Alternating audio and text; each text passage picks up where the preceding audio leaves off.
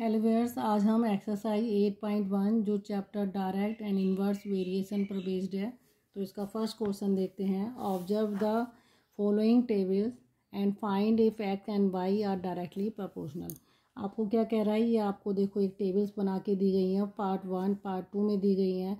तो आपको ये ऑब्जर्व करना है केयरफुली और आपको ये बताना है कि ये दोनों जो क्वांटिटी हैं एक्स और वाई ये डायरेक्टली प्रोपोर्शनल है या नहीं।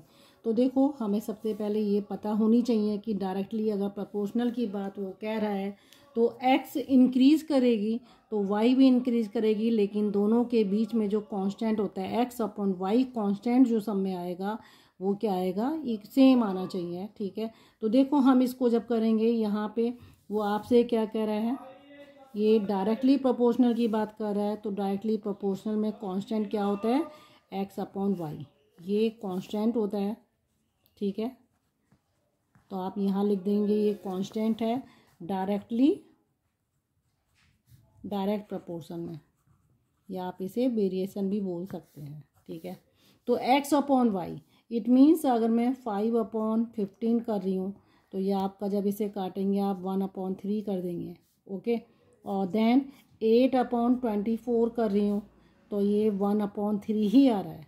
ठीक है, देन इसके बाद देखो 12/36 ये भी आपका 1/3 आ रहा है, लेकिन 15/60 तो 15 बन जा 15 4 जा 60, 1/4 आ रहा है अगर मैं इसको काट रही हूँ। ठीक है, और 18/72 कर रहे हो आप। ठीक है, आप एक ही लाइन में भी कर सकते हो 18/72। ठीक है, तो ये भी देखो आपका देखो 3 1।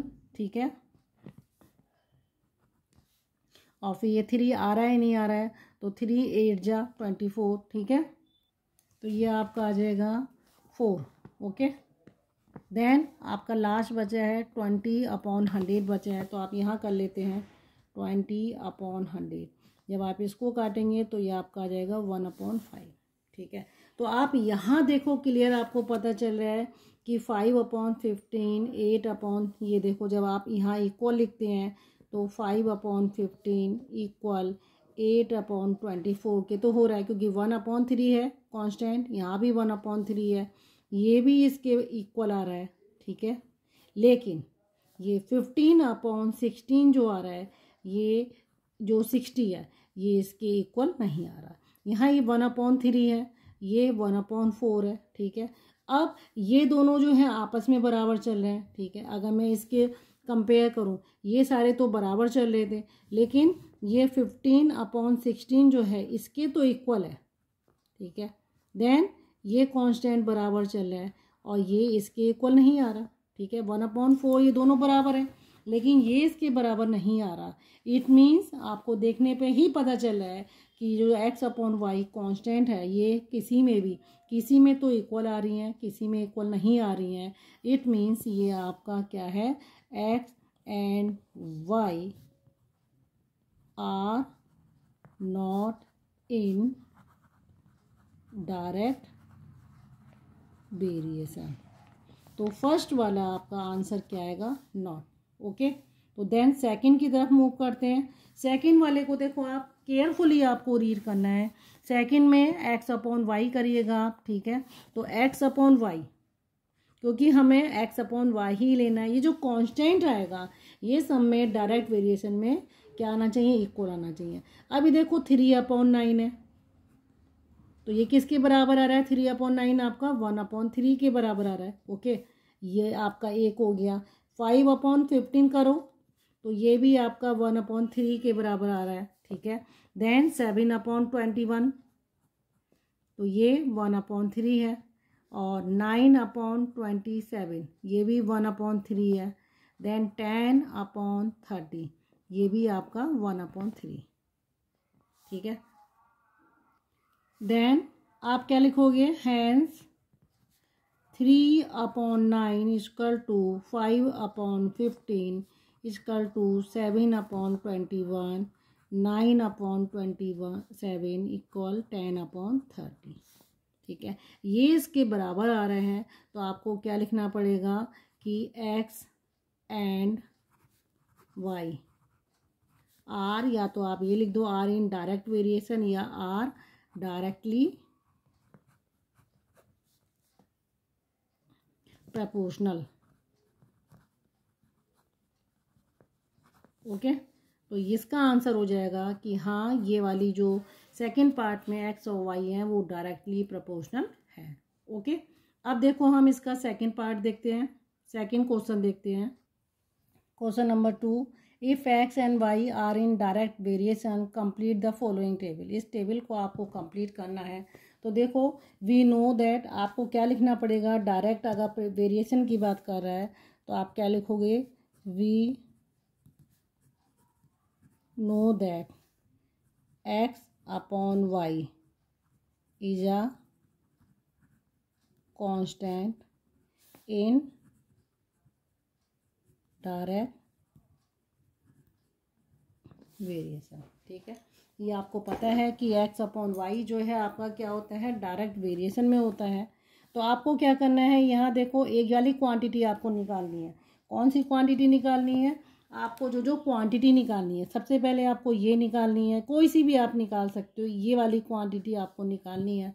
तो आपको जहाँ x अपॉन वाई आपको पता है, देखो इसके साथ ये 3/45 में लिखूं, ये किसके बराबर होगा, ये 5 अपॉन जो मुझे निकालनी है, तो मैं यहाँ क्या लिखूं, 5 अपॉन ये वाली वैल्यू मुझे निकालनी है, तो मैं यहाँ पे ऐसे कर दूंगी, ये x मान लोगे। ठीक है, जो क्वांटिटी आपको निकालनी है वो मैं ऑरेंज कलर से मार्क कर देती हूँ, ये आपको निकालनी है। तो आप यहाँ पे ये दोनों इक्वल आने चाहिए, जो इनका रेशियो है वो इक्वल आना चाहिए। अब आपको ये वैल्यू निकालनी है, x निकालनी है। ठीक है, सब में आप x कर दो, ये आपको x निकालनी है। ओके, अब आप क्या करोगे, क्रॉस मल्टीप्लाई करोगे, तो 3x इक्वल टू 45 इंटू 5, तो x इक्वल टू कितना हो जाएगा, 45 इंटू 5 अपॉन 3। तो इसको काट दोगे आप, ये आपका आ जाएगा 15, तो 15 5 या कितना आ जाएगा आपका 75। तो ये जो वैल्यू आपकी आई है, आप यहाँ पे क्या लिख दोगे, 170, आपको यहाँ पे क्या लिखना पड़ेगा, 75, यानी ये वाली वैल्यू मेरी कितनी आ गई, 75। ओके, अब आपको क्या निकालना है, ये वाला निकालना है, 5 जो ऊपर निकालना है, x की वैल्यू निकालनी। तो आप यहाँ पे क्या करोगे, अगेन आप एज्यूम करो, आप सबसे पहले ये तो आपने ये निकाल दिया। ठीक है, आप या तो यहाँ पे ऐसे भी कर सकते हो, ये निकाला आपने। ठीक है, ये आप y1 कर लो, यहाँ पे ये y2 हो गया, ये आपका क्या हो जाएगा, x1 कर लो आप, क्योंकि x निकालना है, तो ये x1 ये x2 हो गया। ओके, क्योंकि x के उसमें निकालना है, x1 x2 कर लो। तो मैं यहाँ पे क्या कर दूँ, मैंने क्या निकाला पहले, y1, तो ये मेरा x नहीं रहेगा, आपको y1 कर देना है ये। ओके, अब देखो मेरे को क्या निकालना है, x1 निकालना है। तो आपको क्या करना है, x1 निकालने के लिए ये मुझे मालूम चल गया है, चाहे तो आप इसके इक्वल कर दो इसको, चाहे पहले वाले से इक्वल कर दो। अगर इससे कर रहे हो, चलो आप इससे भी कर सकते हैं, 3/45 equal to x1 upon 90। Okay, मुझे एक्स वाई कॉन्स्टेंट पता होनी चाहिए। आप अगर पहले से आप सोचो इसको और इन दोनों को ले लो, तो वो नहीं होगा। आपको इनका एक कांस्टेंट, क्योंकि आप कंपेयर कर रहे हैं, कांस्टेंट पता होने चाहिए, तभी आप इसको फॉलो करेंगे। तो आप क्रॉस मल्टीप्लाई करेंगे तो आपका क्या हो जाएगा, 45x1 equal to 3 into 90। x1 निकालना है आपको, 3 इंटू 90 अपॉन 45 या 2, तो आपका x1 की वैल्यू कितनी आ जाएगी, 6 आ जाएगी। तो आप यहाँ पे क्या लिखेंगे, 6 लिख देंगे। ओके, x2 देखो, अब x2 निकालना है। ठीक है, तो x2 आप कैसे निकालेंगे, क्योंकि मुझे टेबल कंप्लीट करनी है। x2 निकालने के लिए आप चाहें तो अब आपको x1 पता चल गया है, वो 6 आ गया, तो आप इसको भी ले सकते हैं, कोई से भी दो जिसमें आपको पता चल जाए। यहाँ देखो मुझे x और y पता है, तो मैं x2 निकाल सकती हूँ। ठीक है, आपको एटलीस्ट जब आप कांस्टेंट लेंगे तो आपको इन चारों में x अपॉन वाई में कोई एक वैल्यू नहीं पता होगी, बाकी 3 पता होनी चाहिए। ओके, x2 निकालना है, तो मैंने x1 कितना निकाला है, 6 अपॉन 90 करूँगी, और ये x2 अपॉन 120, ऐसे भी कर सकते हो आप। अब आप क्रॉस मल्टीप्लाई करो इसे, तो आपका कितना आ जाएगा 90 into x2 equal to 6 into 120।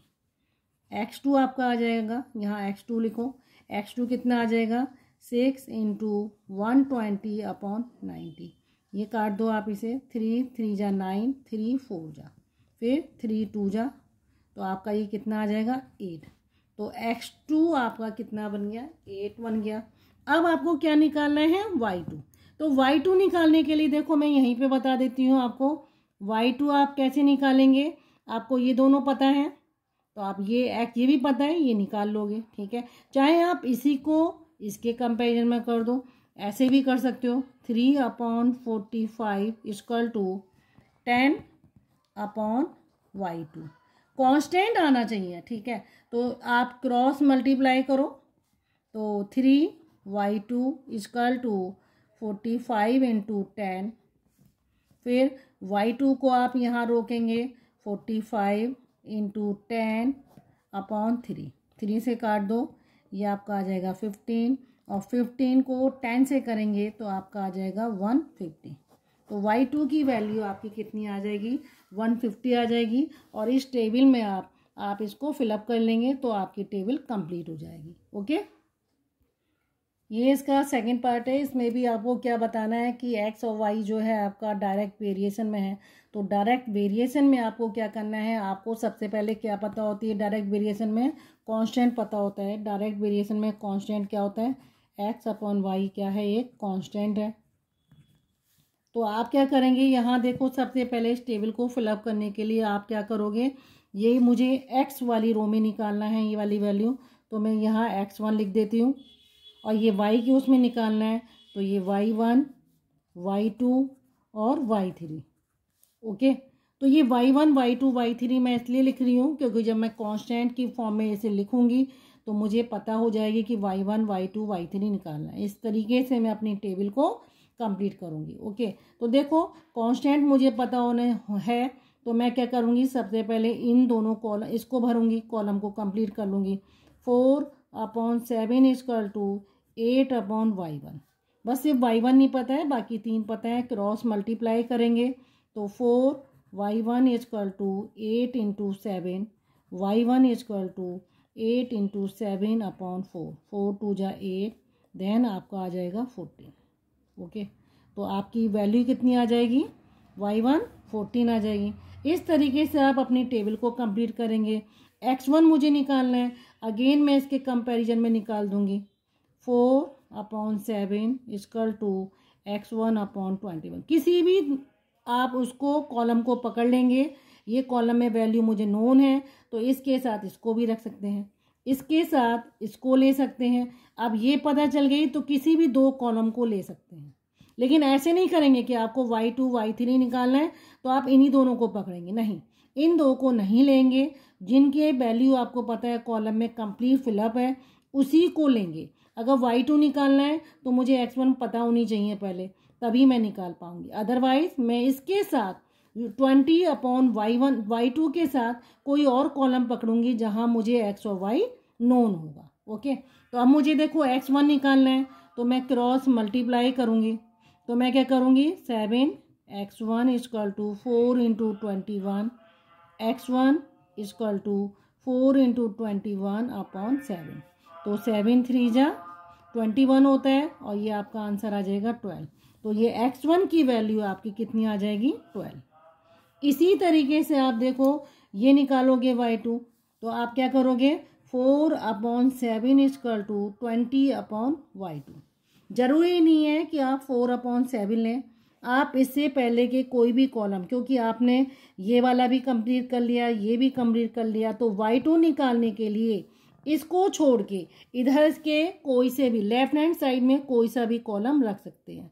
देखो जैसे मैं बता रही हूँ 4/7 ले रही हूँ मैं, क्रॉस मल्टीप्लाई करा, y2 आ गया 4 into 7 equal to 7 into 20, y2 equal to 7 into 20 upon 4, 4 5 जा, यह आ गया का 35। इसी को देखो मैं दूसरी तरीके से करती हूँ। मैंने क्या करा, अभी आपको सिर्फ y2 के साथ मैंने ये वाला कॉलम पकड़ा था। अब मैं चाहती हूँ कि ये वाला कॉलम ना पकड़ के 8 अपॉन y1 की वैल्यू कितनी निकाली 14 इक्वल टू 20 अपॉन ये अपॉन y2 कर दूँ, क्रॉस मल्टीप्लाई करूँ तो 8 into y2 equal to 14 into 20। y2 कितना आ जाएगा आपका 14 इंटू 20 अपॉन 8, 4 2 जा 8, 4 5 जा 2, 7 जा, देन अगेन 7 5 जा 35, ये आ गया। तो कहने का मतलब है कि आप किसी भी कॉलम को अगर रखेंगे एक साथ तो वो आपका इक्वल आएगा। ओके, तो इस तरीके से 35 आया। यहाँ मैंने कॉलम चेंज कर दिया अपना, 8 अपॉन 14 लिया, तब भी मेरा आंसर जो है y2 आपका क्या आ रहा है 35 आ रहा है। y3 निकालना है आपको, तो y3 निकालने के लिए आप क्या करेंगे, मैं तो यही लिखूंगी क्योंकि इसकी वैल्यू थोड़ा छोटी है और आसानी से मुझसे मल्टीप्लाई भी हो जाएगा और कैलकुलेशन।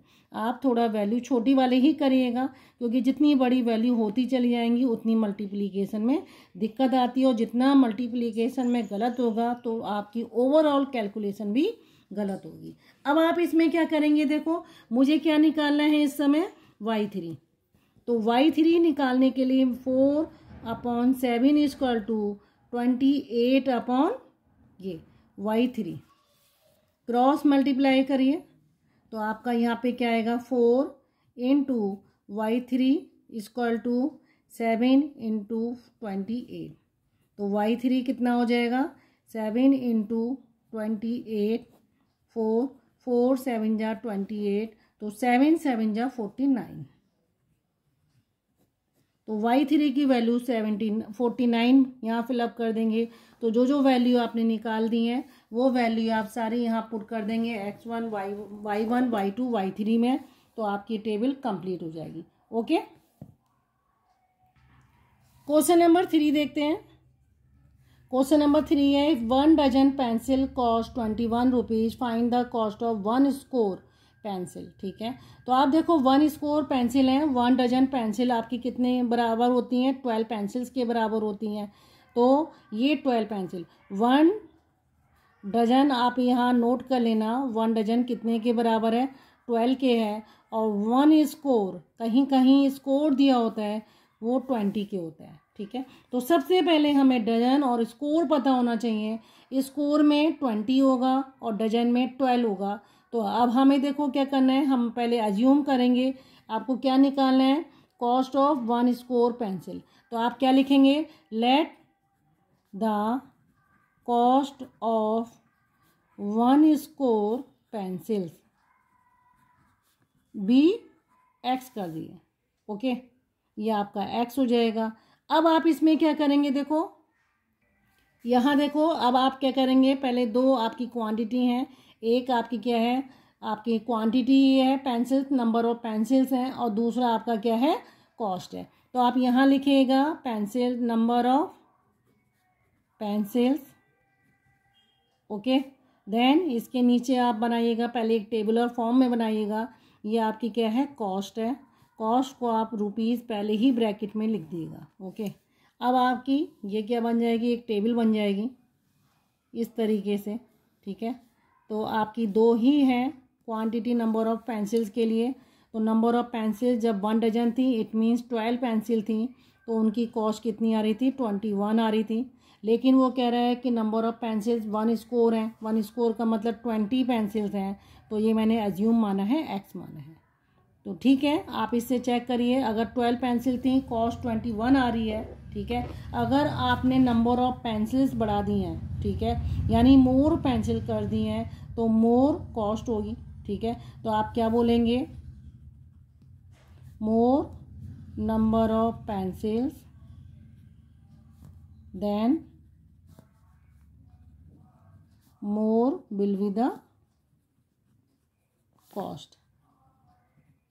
ठीक है, तो मोर नंबर ऑफ पेंसिल्स हैं, more will be the cost, hence it is the case of direct, क्योंकि डायरेक्ट में ही दिख रहा है। ठीक है, डायरेक्ट वेरिएशन, और डायरेक्ट वेरिएशन में आपका क्या होता है constant x upon y. Okay, ये कांस्टेंट होता है।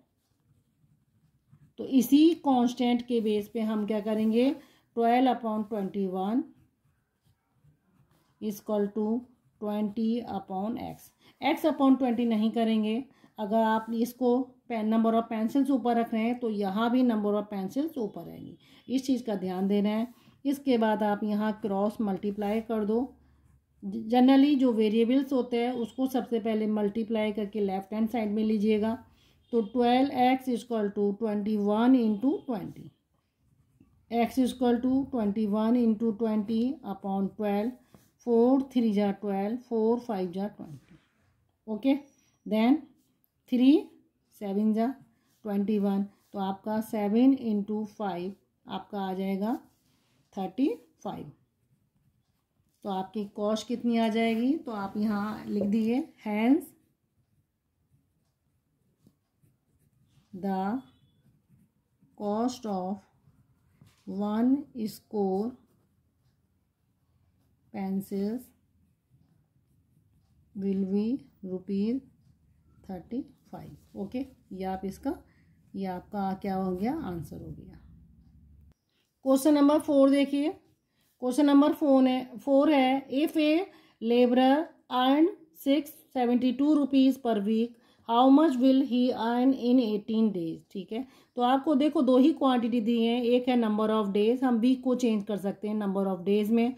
1 वीक इक्वल टू 7 डेज की होता है, तो डेज और आपको क्या दिया, अर्निंग दी है। तो आप यहाँ देखो सबसे पहले आपको क्या लिखना है, लेट द, आपको क्या निकालना है, earning. Let the earning in 18 days be x. ठीक है, एक्स रुपीज़ भी कर सकते हैं, बी एक्स रुपीज़। ओके, इसके बाद देखो आप यहाँ दो कॉलम बनाएंगे। तो पहली वाली रो में आप क्या लिखेंगे, नंबर ऑफ डेज, और यहाँ लिखेंगे अर्निंग, ये ई है, और यहाँ अर्निंग किस में है, रुपीज़ में है। ओके, तो कॉलम आपके जो आपसे पूछे गए हैं सिर्फ आप दो ही बनाएंगे। ये रहा, आप इस तरीके से टेबल बनाएंगे, ये हो गया। तो 1 वीक इक्वल टू 7 डेज होता है, यानी 7 डेज के बारे में दी है। तो जब नंबर ऑफ डेज आपके 7 है, ठीक है, क्योंकि 1 वीक की आपको दी है, 7 डेज हैं, तो अर्निंग कितनी है, ₹672 है। रुपीज़ ऑलरेडी मैंने लिख दिया है, और 18 डेज की पूछी है। तो आपको दिख रहा है कि 18 डेज, अगर दिन कम है तो आपकी अर्निंग कम है, जैसे जैसे दिन बढ़ा देंगे वैसे वैसे अर्निंग आपकी क्या होगी, बढ़ जाएगी। तो आप इसको देख के क्या लिखेंगे, मोर number of days, more will be earning. Okay, hence it is a case of direct variation. Okay, direct variation है, तो डायरेक्ट वेरिएशन में कांस्टेंट x/y होता है, तो आपने यहाँ x लिखना है। तो आप क्या करेंगे, 7/672 equal to 18/x, cross multiply कर दो। 7x equal to 672 into 18, x equal to into 18/7। Okay, अब देखो आप इससे काट दो, 7 9 जा और 63 हो गया। ठीक है, 4 नीचे आ गया, 42 हो गया, 7 6 जा 42। ओके, अब आप इसको देखो, इसको करेंगे 96 को 18 से आप मल्टीप्लाई कर लो। यहाँ आपका 96 इंटू 18 आ रहा है, तो 8 6 जा 48, 4 कैरी ओवर, 8 9 जा 72, 76 आ गया। देन 6 एंड 9 आपका आ गया 8 2, और ये आपका आया 16 एंड देन 17, तो आपका आएगा 17 2 8। तो आपका क्या आ गया, अर्निंग आपकी कितनी हो गई, 1728 है। तो आप यहाँ लिख देंगे hence the earning in 18 days will be rupees 1728. Okay, question number 5 देखो। क्वेश्चन नंबर 5 है, इफ़ $175 की कॉस्ट जो है आपकी 7350 है, तो how many dollars can be purchase in 24,024 rupees में आपसे पूछ रहा है। तो देखो आप सबसे पहले अज्यूम करना लेट, ठीक है, आपसे क्या पूछा है, डॉलर, ठीक है, तो आप लिखेंगे let the dollars in rupees 24024 be x number है ये, ठीक है, इतने डॉलर्स इसमें आएंगे। ओके, तो आपको क्या करना है, दो आपको क्या बनाने हैं, पहले क्वांटिटी है, एक क्वांटिटी है नंबर ऑफ डॉलर्स है, दूसरी आपकी कॉस्ट है। तो आप यहाँ लिखेंगे नंबर ऑफ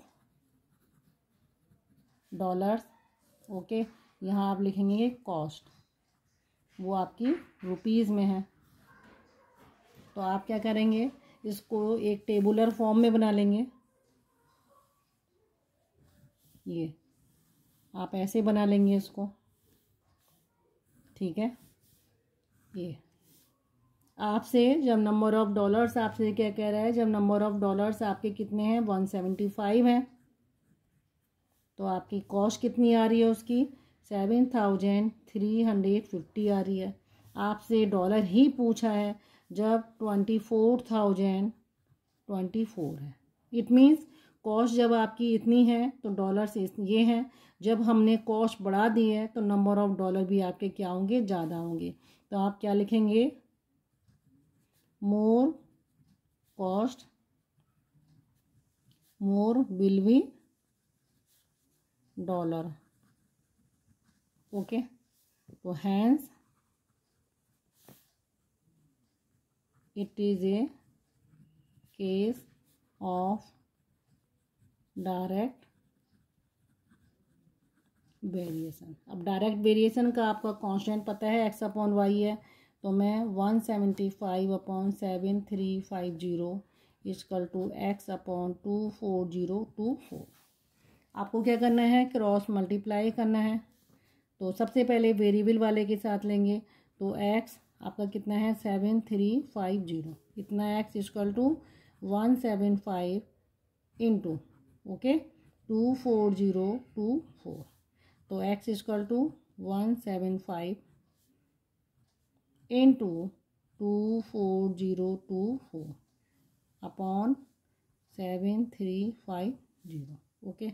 अब देखो इसमें लास्ट डिजिट आपकी क्या है, 0 है, यहाँ 5 है, तो ये 5 से भी आप इसको काट सकते हैं। तो 5 से आप इसको काटो, 5 1 जा 5, आपका यहाँ आया 2 आया, ठीक है, 2 और 23 हुआ, 5 4 जा 20, 5 7 जा देन 0, यहाँ आप काटिए 5 3 जा 15 और 5 5 जा 35 आया।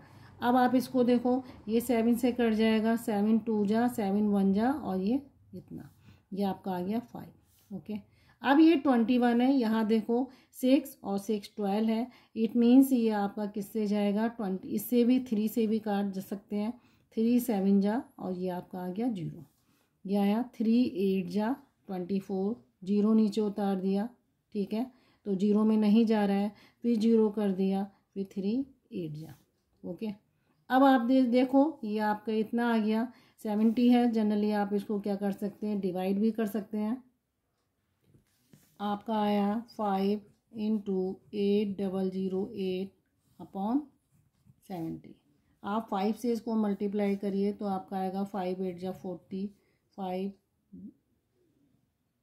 ठीक है, देन 5 0 जा 0, 5 8 जा 40 अपॉन 70, ये 0 कट जाएगा, आपका 7 बचेगा, 7 से आप इसको क्या करते हैं, डिवाइड कर लो, 4004, ठीक है। तो देखो 7 5 जा 35, 5 देन 0, 7 7 जा 49 और 1, ठीक है, और ये आ गया 4, तो ये आ गया 14, तो आपका कितना आंसर आया 572। तो ये आप आंसर में क्या लिखेंगे, हैंस। आपसे क्या पूछा था, नंबर ऑफ डॉलर्स पूछे, hence the number of dollars in rupees 24024 will भी कितने होंगे आपके, 572। ओके। तो ओके बियर्स, अगर आपको मेरा पढ़ाया जाना पसंद आ रहा है, प्लीज़ मेरे चैनल को लाइक करिए और सब्सक्राइब करना ना भूलें।